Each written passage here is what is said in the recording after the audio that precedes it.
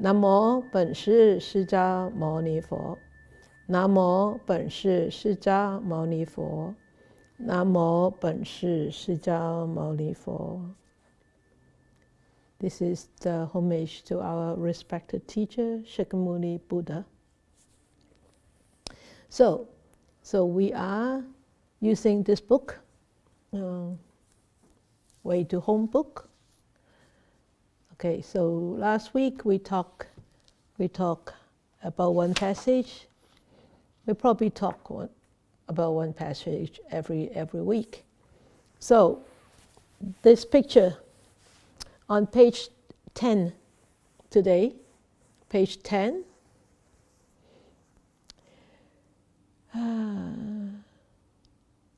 Some of you do know this garden, right? You recognize this garden? You recognize those cherry trees? Yeah, big cherry trees. I planted them 23 years ago, 22, 23 years ago. It's a shame that they have to be taken down for constructions because they're too big and too expensive to move. So we only move the two magnolia trees, which are at the front of the gate, and some of the fruit trees. So, does this picture give you a very homey feeling? What does this picture give you? What do you feel about this picture?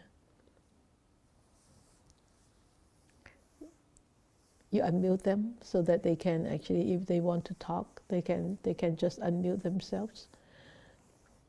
What do you feel about this picture? It looks really nice here, right? With a big screen. You should actually connect your computer with a TV screen, so it looks really nice on big TV. Yeah, those are the pink cherries and the white cherry tree and the magnolia behind it. Yeah, it's pretty, very nice. Wow, our old garden was very, very beautiful, wasn't it? Yeah. No comments on this picture? No? Okay. Oh, Laurie? Sifu, I'm always the first one to comment. It's good. I look at this and I think of spring and new growth and hope. Yeah. And, all good things to come, and, the earth isn't resting anymore and everything's coming back to life, and it's a time of renewed energy. Yeah. That's what I think of when I look. Yeah, very good. Yeah. And winter. It looked very fertile. Look very fertile, hey? Yes, like a lot of energy, very energetic, and everything seems to be like getting ready to boom, right? Yeah.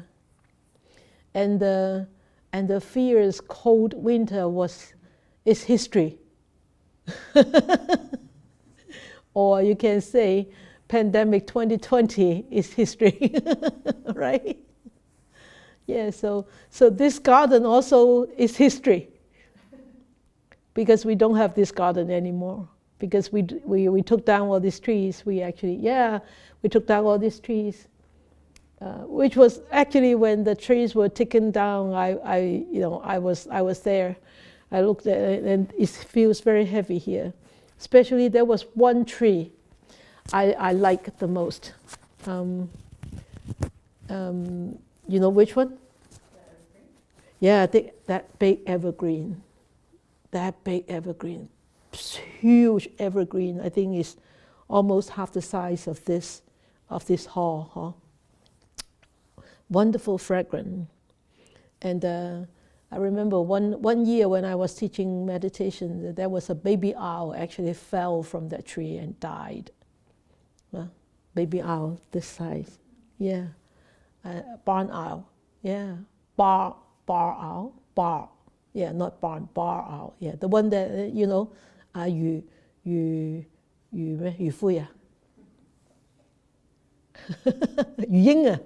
Ying, yeah, Ying, yeah, Ho Ying Mo Ying, yeah. That it was that tree that is the most beautiful tree. I'm still trying to find that tree to actually plant some of those trees in the new place. So what is the passage that go with this picture? They may not connect, but they may have some connection. You may see some connection with it too. Okay, the passage that come with this picture is treasure the opportunity and the time that you have as a human being. Cherish the life that you have right now. And treasure this opportunity that allows you to sit and meditate. So, this is the passage that goes with that picture. And of course, you can. I can see that this garden actually belongs to part of Po Lam, right? And Po Lam is a place where we can actually sit and meditate. And so, since, as I told you last week, this is an interactive session. So interactive, that means like we interchange our opinion, our views, and everything. And also, why do I want this to be an interactive session is because Buddha has taught that in order to cultivate, there are three different kinds of wisdom, right? Remember? Right? 3 different kinds of wisdom, or 3 ways to cultivate 3 different kinds of wisdom. So anybody can volunteer. What is the first one? Even though if you don't know the English, tell me in Chinese, I can translate for you if you're correct. So there are three ways to cultivate wisdom, or to develop your wisdom. 3 ways. The first way is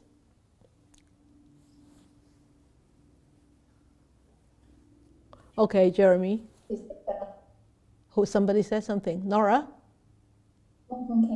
Fong Keng, okay.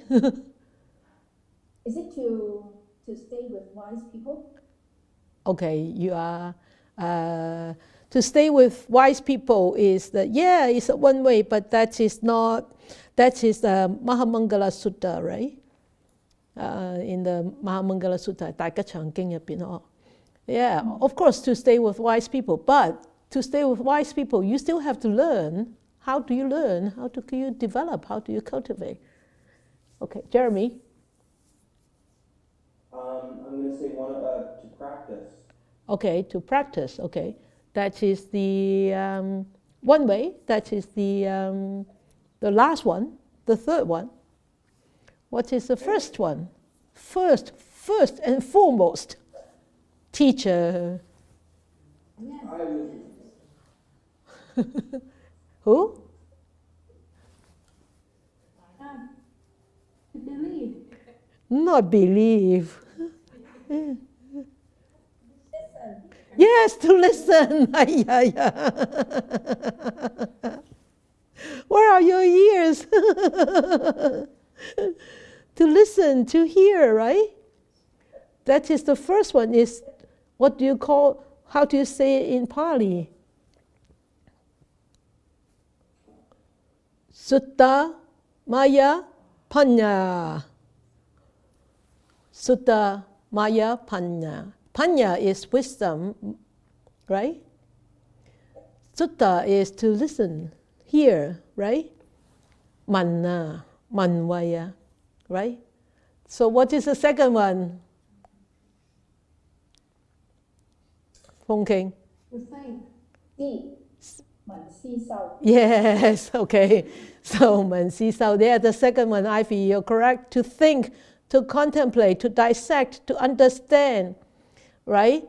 The second one is Cinta Maya Panya. Cinta, C-I-N-T-A, Cinta. That means you're using your mind to contemplate, to dissect, to understand. Okay. Then the last one is called Sauwai. That means the practice. Jeremy said, Bhavana, Bhavana, B-A-V-A-N-A, B-A-V-A-N-A, Bhavana, Maya Panya. Okay, Bhavana, that means cultivate, to develop. Bhavana Maya Panya. So that is the last one. Bhavana, so the first two is actually, you can say is knowledge. It can be, the first one is knowledge, definitely is knowledge. The more you read, the more you hear, the more you listen, the more you study, then you develop more knowledge. And could that be called wisdom? Yeah, part of it. And then the second one is you start to think about it, you start to digest it. For example, if you have a map, I remember when I first came here in 25 years ago, I'm the only one who knows how to drive. And I've never lived in the West Coast. And even when I used to live in the East Coast, I stay in one place. I don't know how to drive. I didn't know how to drive then. I was young and didn't have a driving license. Never learned how to drive while I was in Canada. So when I first came to Canada 25 years ago, as a nun, 25 years ago, I needed to drive. Then I like to use those big paper maps, right? So whenever I need to go somewhere, I would just look up first. Where's my destination? Then I remember the route. So that is looking up the destination, that is Sutta Maya Panya, right? Sutta Maya Panya. Okay, then looking it up. Then I would try to memorize it. I would try to actually put the map in my head, so that I remember it in my head. And I mean, when you're driving, you cannot get the paper map right in front of you and put it on your dashboard and try to read your map while you're driving, right? It's impossible. So that's the second one, is Cinta Maya Panya. So I digest that route myself. And I picture it in my head. I understand it. I know when I would turn left and when I would go straight and for how long I would have to drive and then turn right and then blah, blah, blah, blah, blah. So that's Cinta Maya Panya. I understand it. I digest, understand, absorbed. But the most important is the bhavana Maya Panya is when I get into the car, when I drive, that is the real experience, right? Then when I get there, it said detour. Detour, what happens? I remember one time, it was winter time. The other nuns had to go to Chinatown. We were staying in Richmond for that time. For a few months, we were staying in Richmond. They needed to go to Chinatown to see Chinese doctors. So I drove them, two of them, and including me, three. And it was winter time, and I came down from Oak Street, all the way down, and go through Arthur Lane Bridge. And it was dark. I didn't know what to do. And because during the day I could see landmarks. I knew where which landmark I could follow, but it was so dark. But I knew my directions. At the back was north.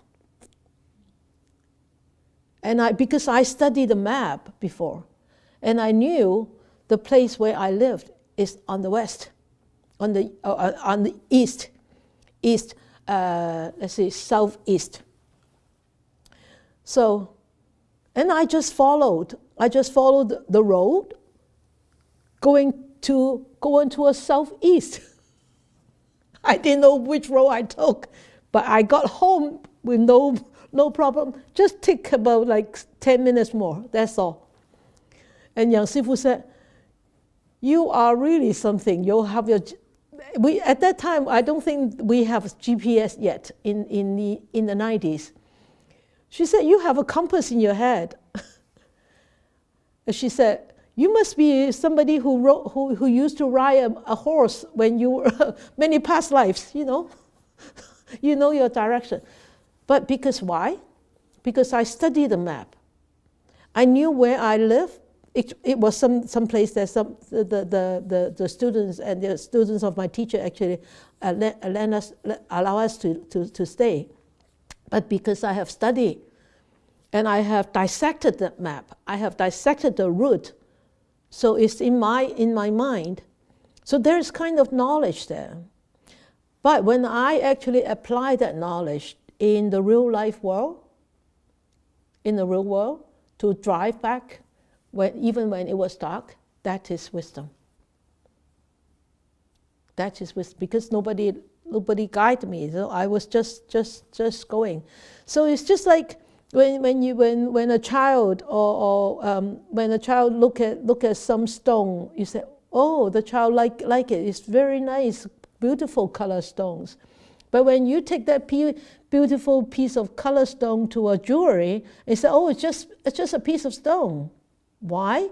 It's worth nothing, because the jeweler, what do you call them? The people who make jewelries, they evaluate the stones according to their professional skills, whether it is diamond, whether it is ruby, whether it's sapphire, whatever.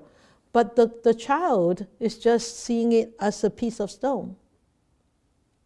So that piece of stone is very different to a child than to a jeweler, right? So because the jeweler has that knowledge to know the ingredients of the stone.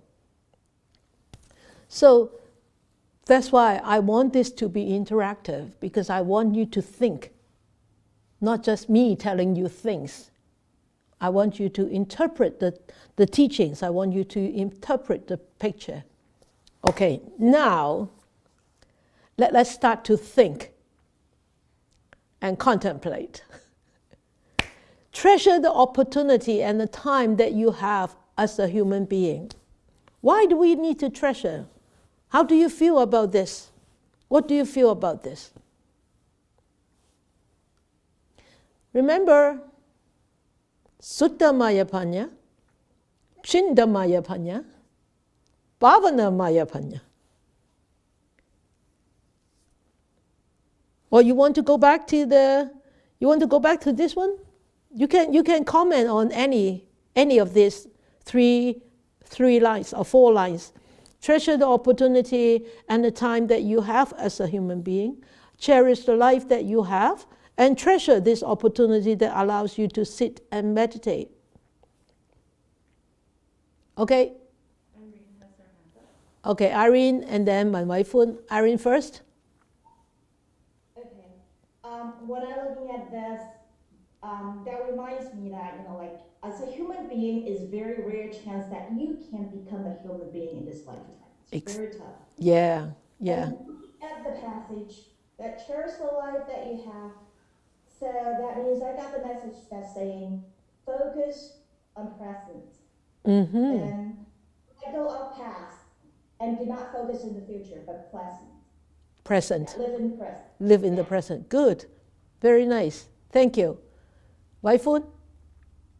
Yes, I see the territory, and I have planned one also. And at that moment, you say, I will set,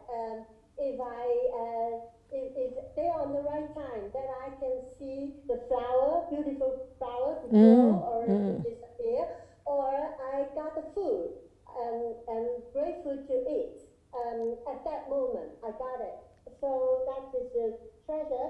Yes. Also, I got that at the right time and the right moment. Okay. I enjoy that. I see. Okay, right time, right moment, all conditions come together, then you enjoy that Yeah. moment. Yeah. Oh, good. Yes. Yeah, very good. Anybody else? Ivy? Yes, good. I think we have to be treasure the opportunity because we can be a human being, but we can die easily. We can die very soon, easily, unexpectedly, yes. If we don't treasure this opportunity, and then we will regret when the moments just and then it will not ensure that you will have another life as a human being. So, Yes, very, very good. you have to catch up fast, Yes, and it wait for you. So yes, yes. Very good, good. And Jeremy, I think Jeremy put up his hand. So the whole passage makes me think a year ago, well, I guess more than that, probably close to 2 years ago, in the Dharma hall, you had asked us a question, and I had replied that I was trying to plant the right seeds for the next life. coming. Yes, And you said that, but I was not wasting, but that I needed to focus on this life, and that I was missing out. yes, And the contemplations, I thought for a long time on those very words, and how just very special this life is, and the more we can treasure and practice with it, we plant the seeds in this life and let them be what'll come. Right? exactly. You don't have to be so focused on what's coming. You live in this moment and really cultivate it, treasure it. Yeah, well, wonderful, wonderful. You see? Cinta Maya Panya. Hey, wonderful, good. Anybody else?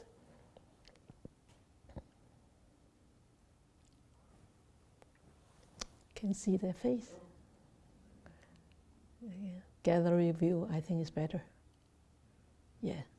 Before, Yes. yeah, okay. Okay, Treasure Catherine. the opportunity and time that we are a human being is that it's very rare, I mean, to be a human being in Yes. every life. Yeah. There's a simile that it's just like a turtles, right? They live in the sea, and if they want to be afloat, and there's a piece of wood with a hole, and this turtle have to swim in the hole. So how difficult that is. Yeah, right. Sometimes when it is scary, meaning the opportunity is not Always there. Yeah, right. Exactly. That's why we have to practice and follow at least Yeah. the three, what do I call it? Yeah, in order to be a human being. Yeah.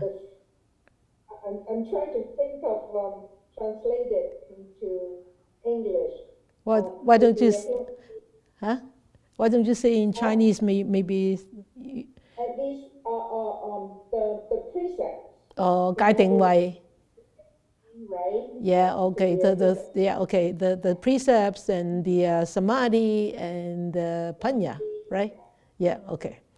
Yeah. The wisdom. Yeah. Yeah. And then for the treasured opportunity that allow you to sit and meditate, this is before I just don't consider meditation as like opportunity, and I consider that as a burden. Okay, and then Yeah. reminded me that it's also rare that you have the opportunity that you can sit and meditate. Exactly. So, Yes. Not everybody has that opportunity. Yes. So that's why I'm starting to treasure it and sit That's more. wonderful. Yeah. Even though some people have the opportunity to sit and meditate, but they feel that it's a burden, like you used to.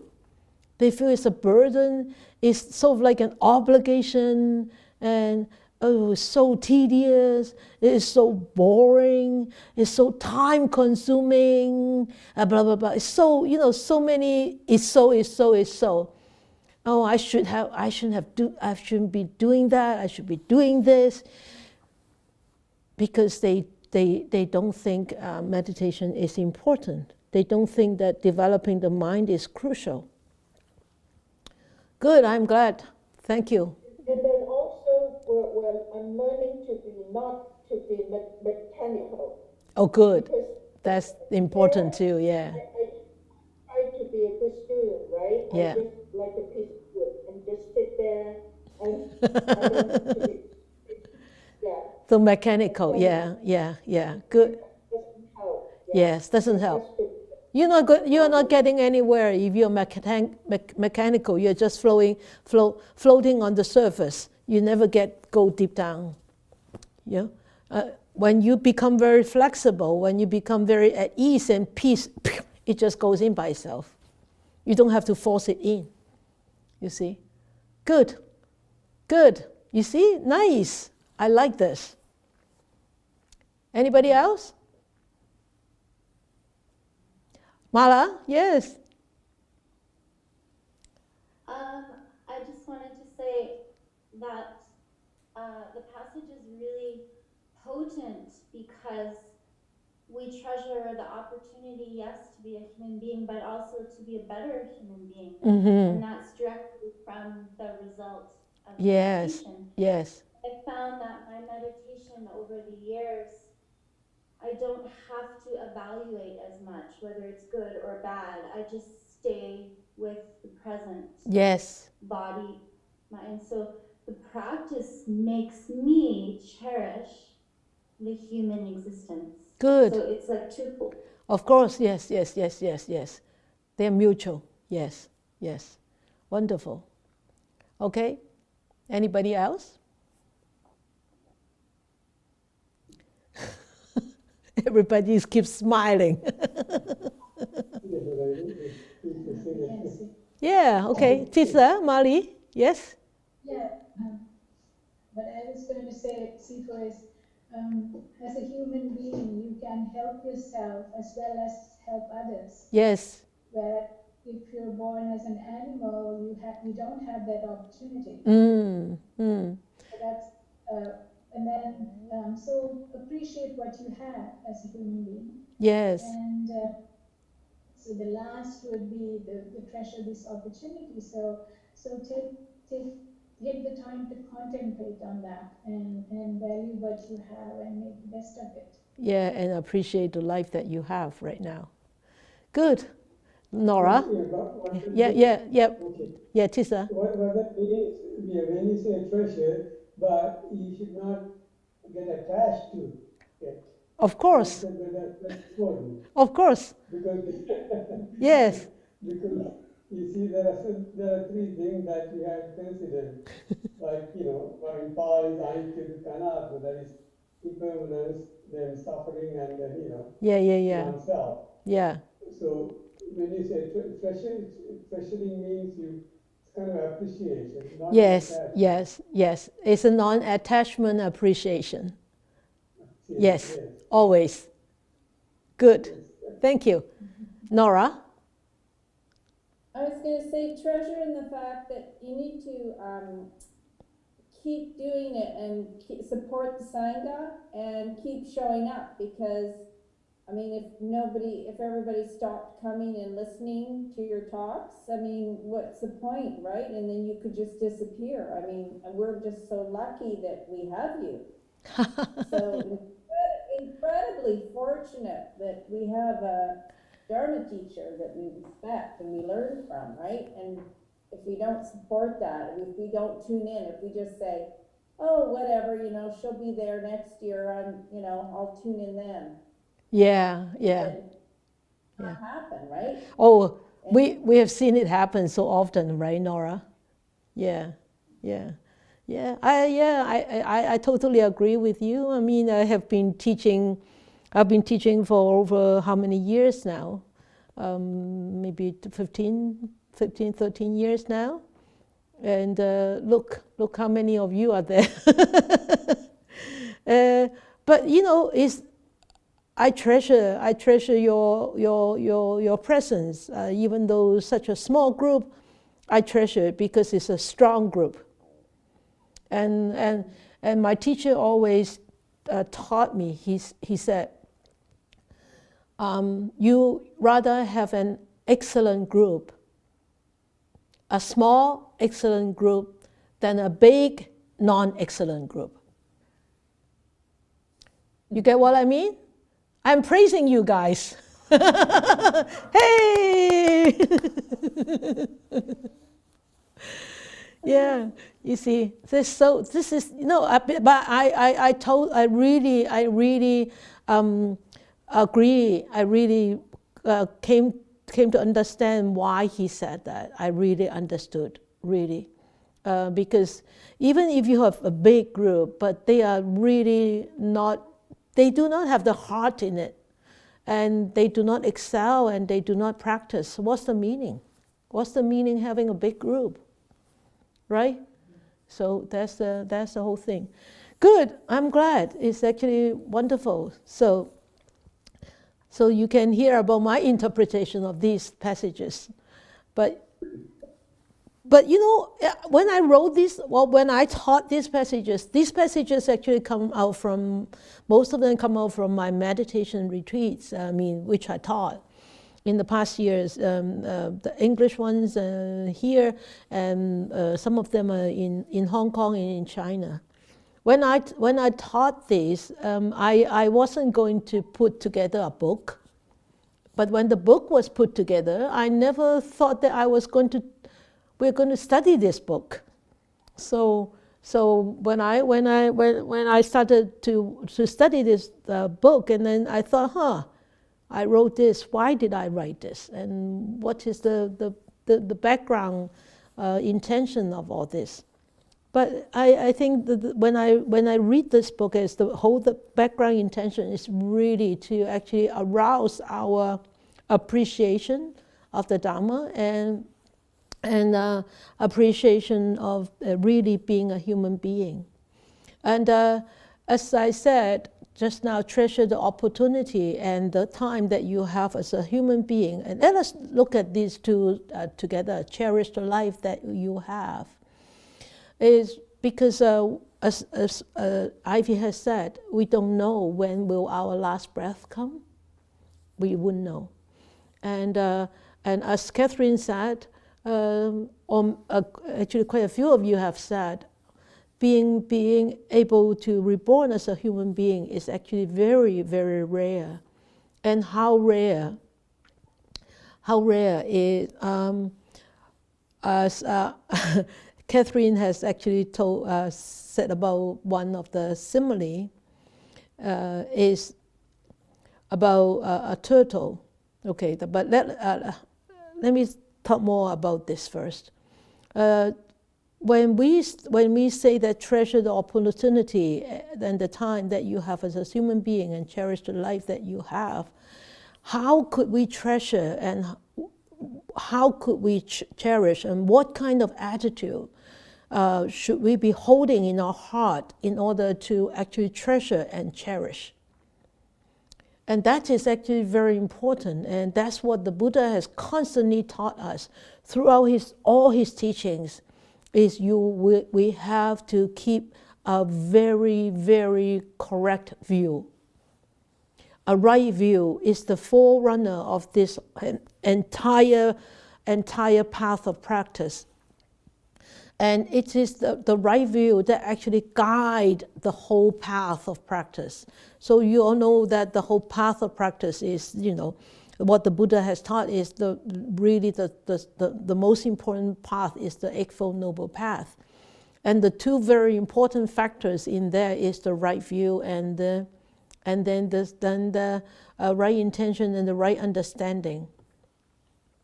Right?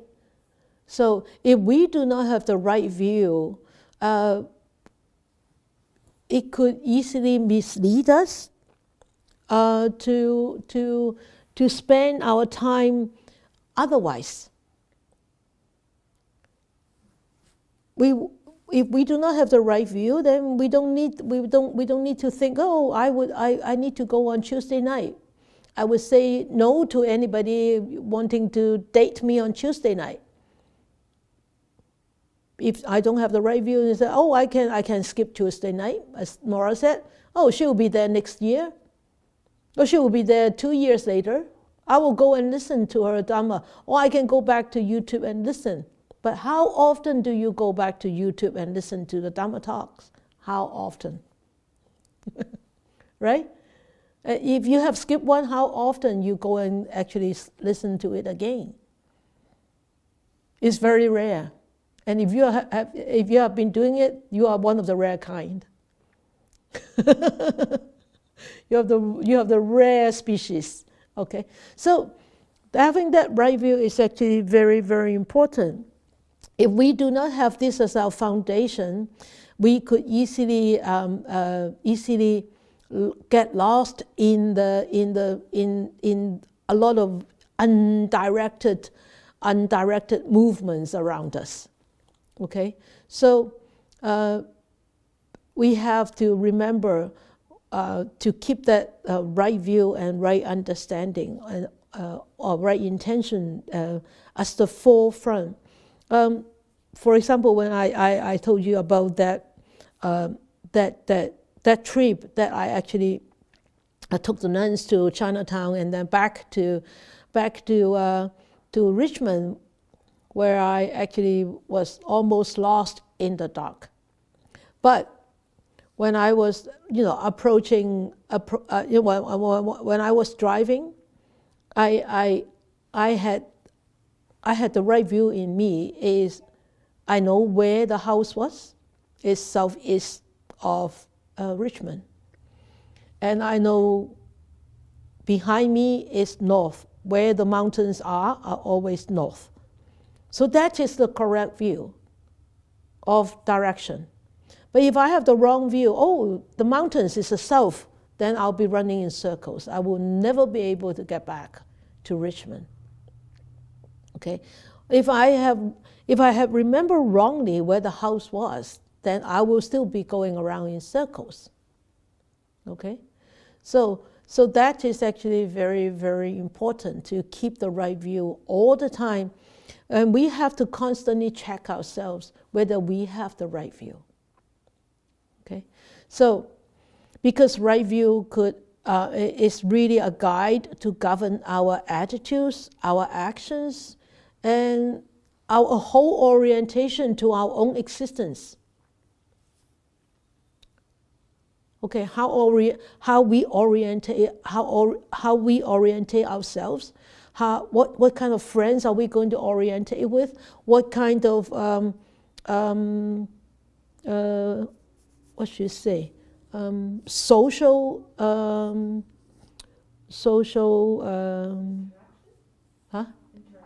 not standards, principles, social principles that we have to orientate ourselves with. If we have the wrong view, we could easily associate with the wrong people. And if we do not have that kind of awareness, and that association could become stronger and stronger, and it's very, very difficult to come out. That's why the Buddha always put the right view as the forerunner, right view and right intention. Okay, so this we have to actually look at this in right understanding and right view. We have to really put these two on our path as a human being all the time. We always have to constantly check ourselves with these two factors. Okay, so treasure the opportunity, the time that, as a human being, and treasure the opportunity that allows you to sit and meditate. The Buddha said there is a simile. We were born as a human being. It's a very, very, very rare. And how rare he actually gave a very beautiful simile. Actually, Catherine actually talked about it a little bit, but I will give you a very detailed.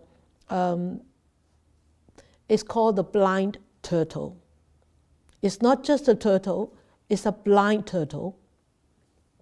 And this blind turtle, every 100 years, he would come from deep, deep ocean. He normally lie low in very deep ocean. Every 100 years, he would come up. It would come up and take one breath. Okay, every 100 years. And then in the ocean, there is a piece of driftwood, or you can, and in the sutta, they call it a yoke, Y-O-K-E. So, or you can say it's a piece of driftwood with a big hole in it. And because the wood is in the ocean, so when it is going into the east, there will be waves coming from the west to push it. And when it wants to go to the north, there will be waves from the south to push. Okay? So the driftwood is encountering different kind of waves, right? From the east, from the west, from the south, from the north. So it's drifting all over the place, drifting. So every 100 years, this blind turtle would come up from the seabed all the way, struggling up, wanted to take a breath of fresh air. How rare would it be? That turtle would just go through that hole and take one deep breath. How rare? 100 years? No. 200? No. 300? Well, I don't know. 400? I really can't say. 500? 600? Rare, very rare, maybe eons before that one turtle would hit that hole and come up through that hole to take a breath. So that is how rare a human life is. So when we reflect on this, how precious this human being. Why? Because human being could develop so many wonderful qualities, wholesome qualities. That's why it's so precious to be living as a human being. Because it's possible that we can develop many, many, many wholesome qualities. At least those 6 paramis or 10 paramis, right? Those wholesome qualities that the Buddha said that we need to develop. 6 in the Mahayana teaching and 10 in the Theravada teaching. So this is how rare it is, and the Buddha actually said in the sutta is that bhikkhus, that means monks, the blind turtle would sooner put his head through that yoke with a single hole in it than a fool, once gone to a lower realm, would find his way back to the human state. So if this lifetime, we are in a human state, but what happens in the future if we have gone into the lower realm, the ghost realm, the spirit realm, and the animal realm, and if we have gone into those states,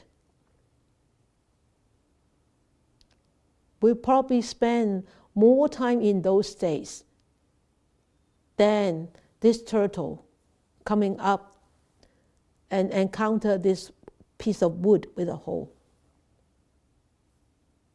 So you can see how rare and how precious this human life is through this simile. And that's why the Buddha always encouraged us to really cherish the freedom that we have as a human being. This freedom and this fortune is just improbable. And we may think it's really, really so difficult. You will know, because we haven't died, right? And we didn't remember our many, many past lives. But through Sutta Mayapanya, we can read books about many, many people experience of past lives. And many people experience near-death experience, or many people born as a human being, then they can tell, they remember their past lives, children, they remember their past lives. Or when you meditate in, long enough and quiet enough, you can see yourself from past lives. You see yourself, oh, this is me. I had that experience. I'm not boasting, but this is possible. I saw a man with a beard meditating in one of my meditation. Very, very brief.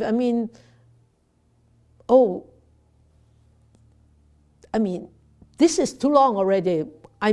This is already too long. It's just a flick of moment, just gone. And I saw, oh, that's me. Nobody tells you that is you. You tell yourself that is you. That was you. And I saw that was me, a man, meditating. Looks like I don't know, Iranian, Afghanistan, Indian, like that. What do you call East Asian. That part of Asia. Afghanistan, that part of Asia. What do you call that? Geography. It's called Middle East now, but at that time it's not called Middle East. But anyway, over there, all right? Over there. My mental map has come out. Over there, all right? So that is possible. And then, wow, this is powerful. No wonder why the Buddha said, we have eons, beginningless past, and endless future. And this lifetime is only a very short lifetime. Okay, so I don't know how many lives that we have in the past where we actually spend some time in the lower realms. I haven't experienced that, but I have read book, as I told you last week, Proof of Heaven. I can't remember his name, Dr. whoever.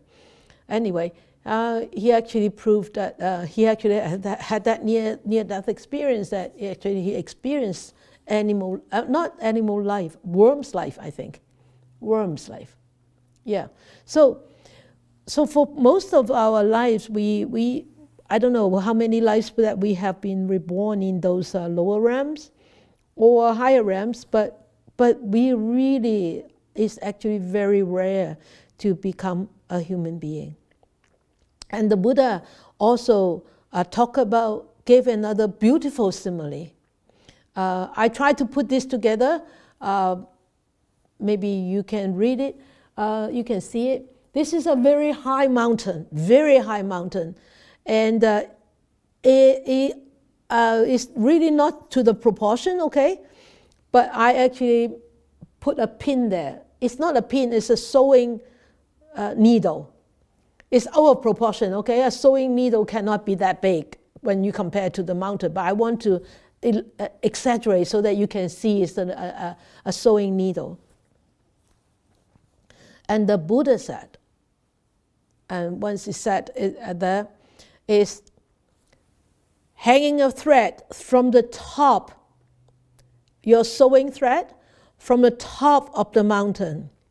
You try to pierce through the thread into the needle, pull it through. Look! Whoo! Bring it back, bring it Can they see it wide? No? Okay. Can you do that thread again? Highlight, spotlight me. Spotlight the picture. No, you can? Oh. It's spotlight? Okay. Okay. So can you see, when you want to when you drop a sewing thread from the top of the high mountain and want to thread it through that sewing pin, how possible, how rare that you can do that. It's almost impossible. It's almost impossible. Because why? Even though there is no wind, but there is air. And there is weight of this thread. And weight and air, when they meet, they create a momentum. And that air will push the thread this way, would push the thread this way, would push the thread this way, and it will never reach the bottom. It will never be able to thread through that hole of the sewing needle. Rare human life. So, even though you encounter very difficult times in life, don't ever say that, why am I like this? Why am I here? Why my life is like this? And don't ever think of giving up this life intentionally. I mean, killing yourself, committing suicide. Don't. No matter how difficult life is, it's not as difficult as as being able to be reborn, to become a human being.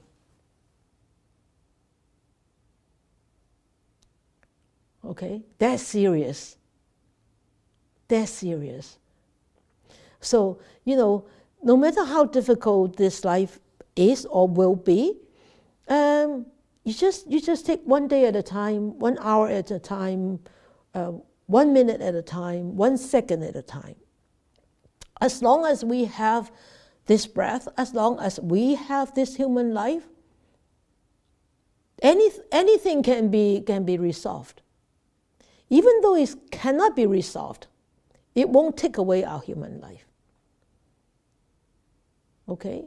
Of course, not everything can be resolved, but it doesn't matter. It will always pass.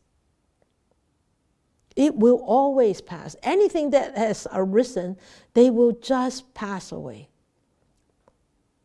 Might not be at the time that you want it to pass away. It may linger on for a longer time, but it will eventually pass away.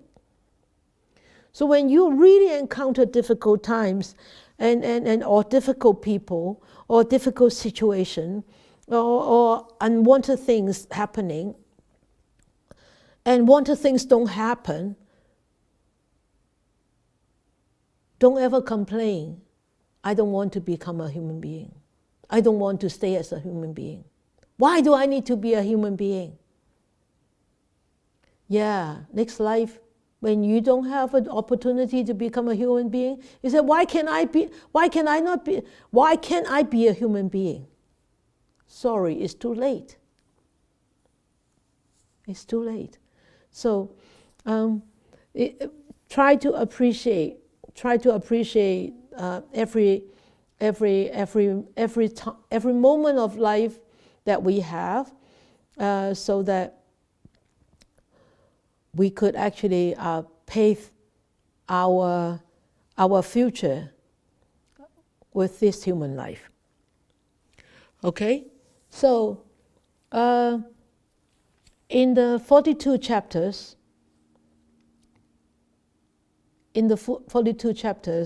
I have actually taught the whole 42 chapters in both English and Chinese, and all the teachings are posted in YouTube. So it says, it is difficult to ascend from wretch destinies, that means lower destinies, and be born as a human being. That's how rare. Very, very difficult. And the smaller the animal, the more difficult it will have to, the more difficult it is to be reborn as a human being. So for an elephant or for a lion, they are big, they are huge animals, or for a whale, it's huge mammals. It's easier for them, for these, to be reborn as a human being than an ant or a worm or a mini dog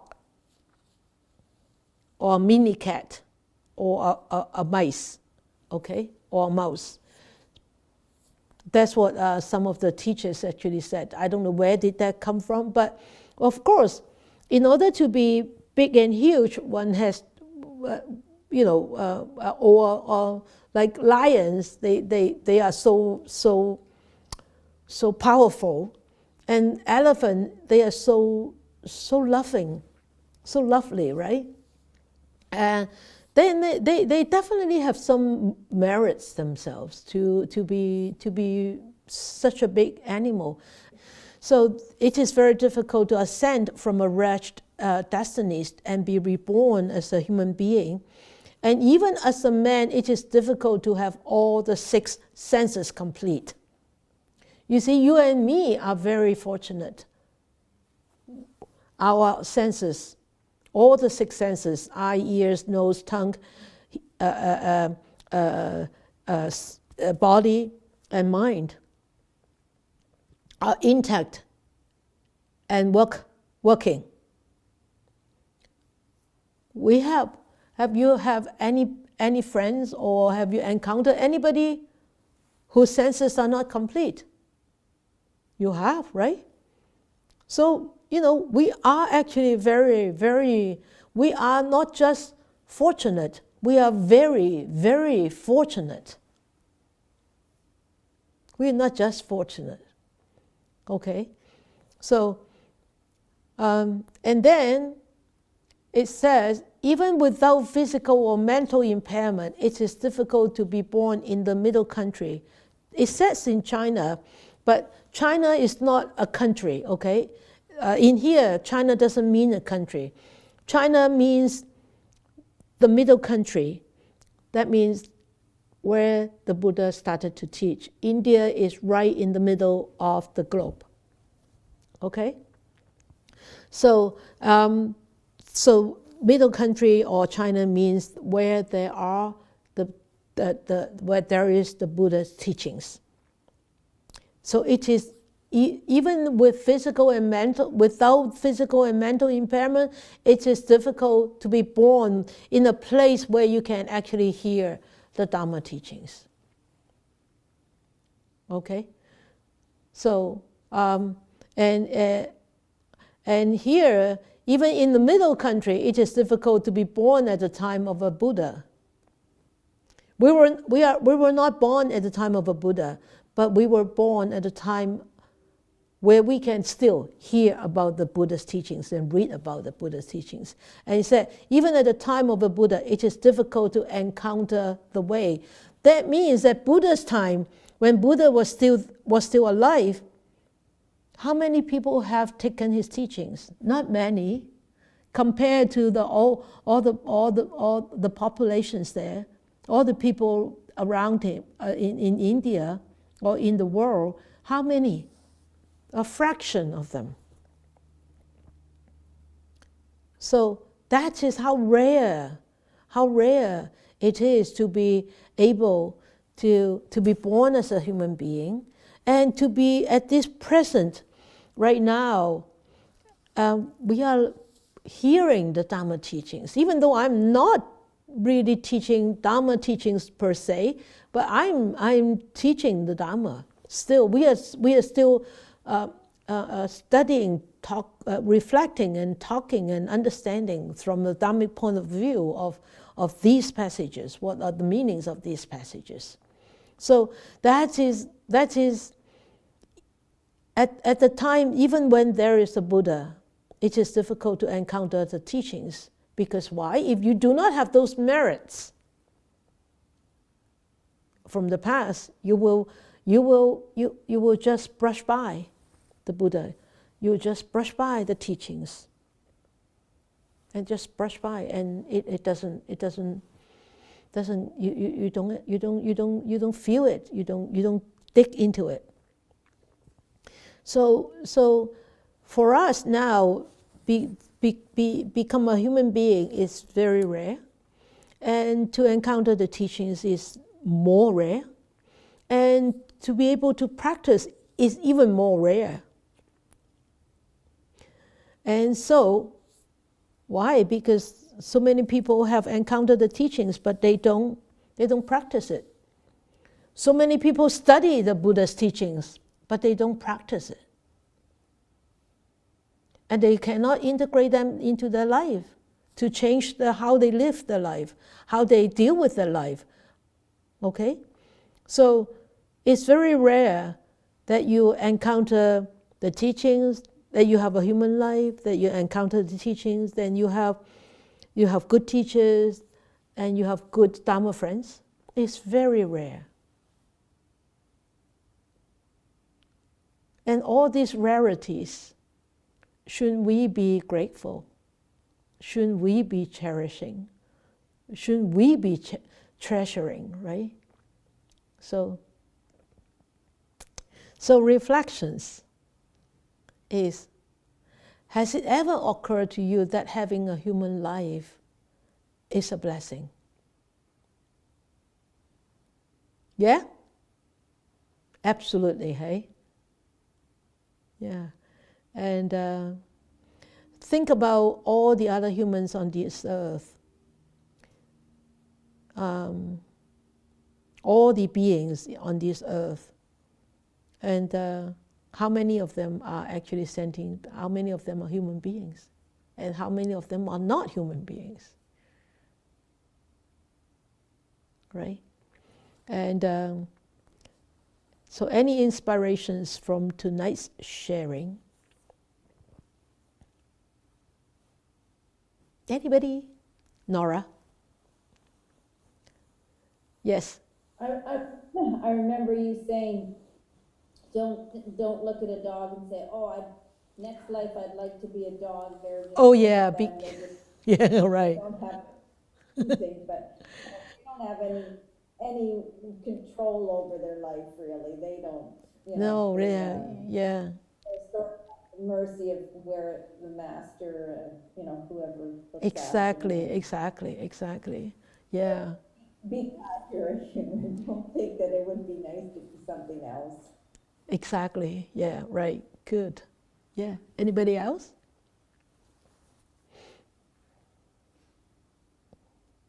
Seafood life is short. Yes. Life is short. And cherish every moment in my last chance. Last leg of your life.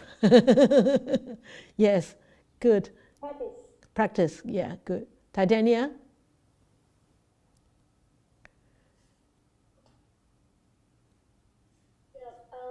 Definitely, being a human being is a blessing for me. Yes. And actually, when you ask us about the photo, when I look at it, actually I picture lots of happy children running around, enjoying their lives.